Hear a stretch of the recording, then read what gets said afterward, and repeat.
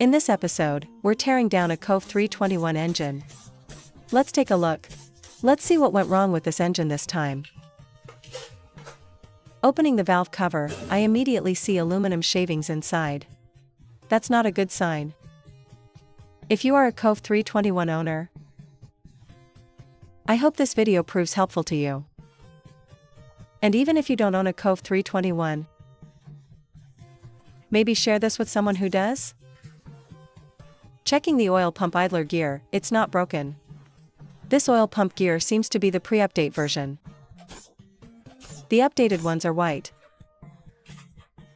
I've seen several cases where these black idler gears have snapped. In fact, here is one that is actually broken. Later on, the Kove factory updated it to this specific oil pump idler gear. Kove supposedly issued a bulletin about this. You guys might want to check it out.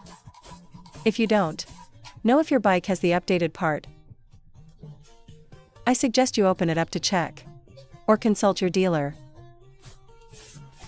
because this gear's failure is a known critical issue. Otherwise, the factory wouldn't have redesigned it. Especially if you're buying secondhand, you must inspect this. Looking at the cylinder, it's in great shape. Kove's all-aluminum cylinders rarely seem to fail. Usually, even if the rod bearings are spun, the cylinder stays intact. Checking the valves, they look good, no issues here. The piston crown. As I mentioned in previous teardown videos, this piston is fine. It's still perfectly usable. Let's check the left cylinder's piston. Just normal wear and tear, no problems. If you've watched this far, please give the video a like and hit follow. Let's keep tearing it down. Kove's engine is actually excellent in terms of power performance. What people were complaining about in previous videos was the price of spare parts. They are quite expensive, but as for power, you really can't complain. If you want perfection, you'd have to go for the Yamaha R3. Since this engine is a clone of the Yamaha R3 engine. Look at these aluminum shavings. The connecting rod bearings are definitely toast. Since these are aluminum-based bearings, we aren't seeing any copper debris. Take a close look at this oil pan gasket. This is the updated, wider version. Let me show you. This is the old, non-updated one. And this is the updated one. Regarding the oil strainer, similar to Kove and others, with the old oil pan design. When you're leaning hard into a corner, it could cause oil starvation. That's why it was later updated to this wider design. Kove 321 owners, check your oil pan covers. If it's the narrow one, I suggest replacing it. After all, spending a little now ensures a longer engine life. The connecting rod itself is fine. No damage there. Look at these rod bearings. Check this out. They are heavily scored. It's a pity Kove didn't use copper-based bearings. Aluminum-based bearings simply don't have the lifespan of copper ones. Let's look at the crankshaft. Is it scored? A new crankshaft is quite expensive. Around 1,500 renminbi. I found a used one for the owner. But even then, he was shocked by the price. The main bearings and balancer bearings are all fine. Picking up from the last part, here is the assembly of the Kove 321. First, we seat the pistons into the cylinders. It's much easier to install them this way. After the last video went out, many of you asked if your bikes were the updated version.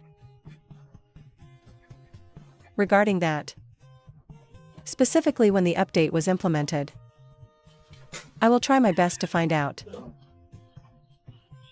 the exact production date for the change. I'll need to do some digging. These rod bolts only need to be torqued, no angle tightening required.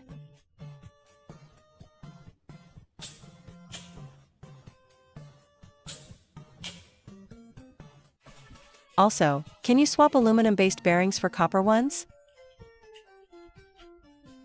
Well, Yamaha R3 bearings are compatible and can be used. As for whether there will be an official update to copper bearings later, I don't have an answer yet. However, I know of another manufacturer about to release their own 321 engine, and they claim they will use copper-based bearings. I'll try to get my hands on bearings from that factory, scrape them down, and see if they really are copper-based. Look at this wide gasket.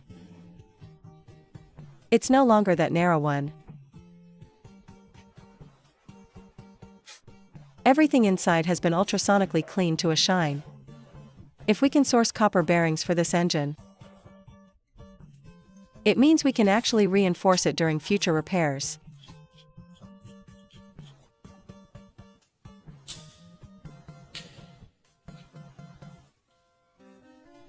The carbon buildup on the pistons was also ultrasonically cleaned. See this brown tint? That's the microarc oxidation coating. Let's be direct. The other manufacturer is called Norma. I found out by accident that they have the same engine. I'm not sure if this is a leak, but we'll eventually see who builds it better. Whichever brand has better quality, that's the one we'll buy. Having competition is always better than having none. Don't you agree? But again, if you have the money, just go for an R3. Moving on, many people want to see a teardown of the Norma Mo 255. I have the footage, but haven't posted it yet. I'll try to arrange that for you soon. The Kove 321 has been released in many versions.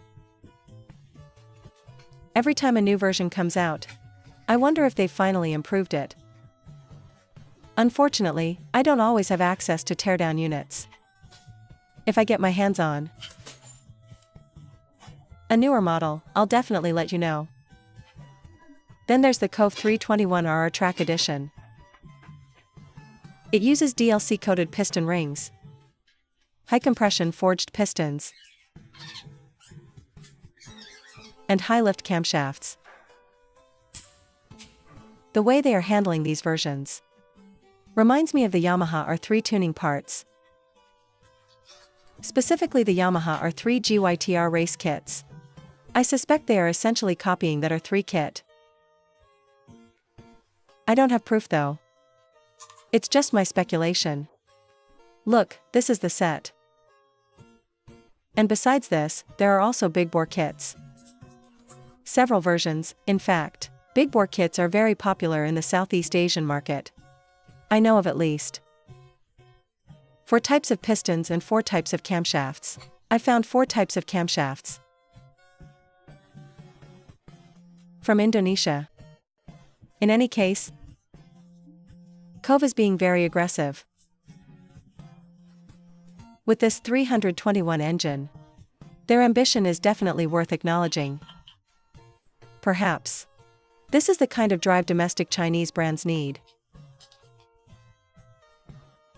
But I hope they focus more on build quality, quality control, after-sales service, and parts availability. That's what would truly benefit the owners. Alright, let's test the compression. There's oil in the cylinder, so the compression reading will be slightly high. It's showing over 14 bar. Actually, anything over 12 bar is considered normal.